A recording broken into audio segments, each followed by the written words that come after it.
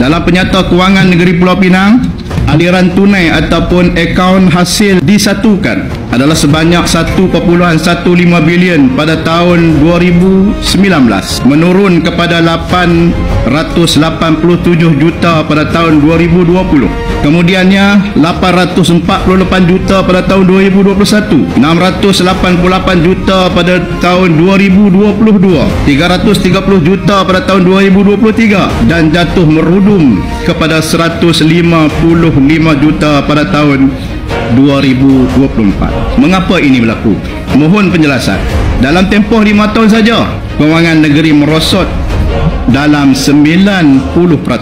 Ketua Menteri ada menyebut pada awal tahun 2025, unjuran aliran tunai hanya berbaki 50 juta, menyebabkan kerajaan negeri terpaksa memohon pendahuluan advance 100 juta daripada kerajaan persekutuan bagi menampung masalah aliran tunai dan juga risiko kekurangan tunai. Ingatkan, Penang ni maju sangat. Ingatkan, terpaling tata kelola sampai bagi hasil yang banyak kepada negara. Rupa-rupanya hasil Penang makin menyusut. Rupa-rupanya hutang makin tinggi. Sama lah macam pokok Madafaka, 1.7 trilion dah lah ni kan hutang. Lepas tu kantoi pula, reserve kewangan negeri makin sikit, minta advance pula dekat pusat 100 juta weh.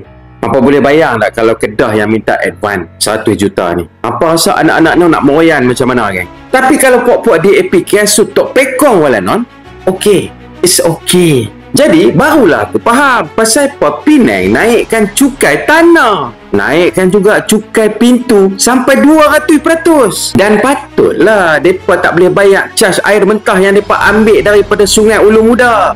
Penang duk ambil saja aja. Kedah minta, haram tak mau bagi. Patutlah dia abang dia tak ada duit nak bayar. Rupanya betul tak ada duit weh. Jadi logik lah pasal apa Penang tak mau bayar pajakan kepada Kedah ni. Ingatkan dia sombong sangat sampai tak mau bayar. Rupanya pasal tak ada duit. Dan kalau abang tengok, tiba-tiba timbalan Ketua Menteri boleh pula nak ajak MB Kedah, MB Sanusi nego sembang tepi pula geng. Jadi, hampa nampak tak lagi apa nak jadi ni kan? Hampa boleh nampak tak lagi macam mana puak-puak DAP? Rupanya selama ni puak-puak DAP, puak-puak PH ni, mereka ni hanya kerti sembang kosong, fitnah orang, mereka lah yang terpaling maju. Rupa-rupanya hampir. Rupa-rupanya tim kosong. Jadi betul lah. Nak mundur, hampa undi DAP, hampa undi PH. Hampa undi sekali Barisan Nasional tu. Mundur.